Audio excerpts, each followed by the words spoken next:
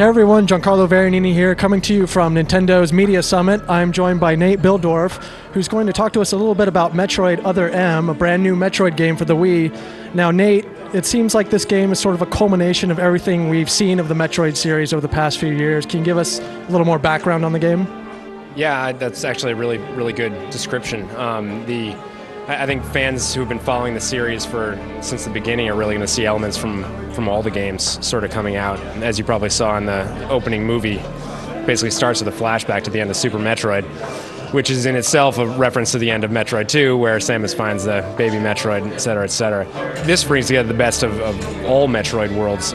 And obviously it seems like a big aspect of this game is developing Samus's character. We get a little bit more insight into what she's thinking and sort of what she thinks about events that happened in previous Metroid games. Yeah, no, it's I mean, the chattiest she's ever been, certainly. I mean, the Metroid games have always been very sort of quiet, lonely games. You know, you got little bursts of story here and there, but by and large it was about, you know, exploration and being by yourself.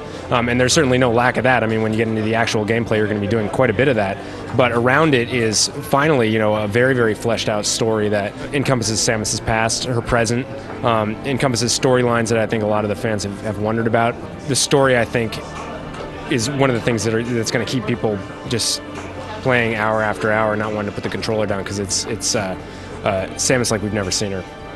Let's talk a little bit about the gameplay. As you said, it's sort of a mixture of everything. We have a first-person view, but tell us a little bit about just the way that the basic gameplay mechanics work. Sure. Well, by and large, when you're navigating the world, you're using the Wii Remote exactly like an NES controller. So you're holding it sideways. You're moving around with the plus control pad. You're jumping and shooting with the 1 and 2 buttons. Feel very familiar, of course, to people who are familiar with the series.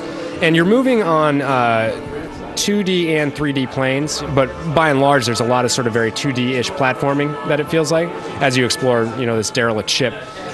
Then, of course, the big kicker is that any time you can point at the screen and all of a sudden you're in your first-person view. And not only can you blast enemies if you want to, but you can also just look around. And for me, it's such a perfect fit for the Metroid franchise because so much of it is about retraversing areas that you've been to before and trying to find a way out, you know, trying to find a new path. And all these things sort of seem to kind of come together in the boss battles in the game as well. Yeah, you probably noticed that most of the rest of the time, if you want to go into first-person view, you can kind of take your time at it and look around, and it's all leisurely. You don't really have that luxury when you're in the boss battles. Can you give us, I know not revealing too much about the game today, but can you give us a sense of the scale? Will it be similar to previous Metroid games?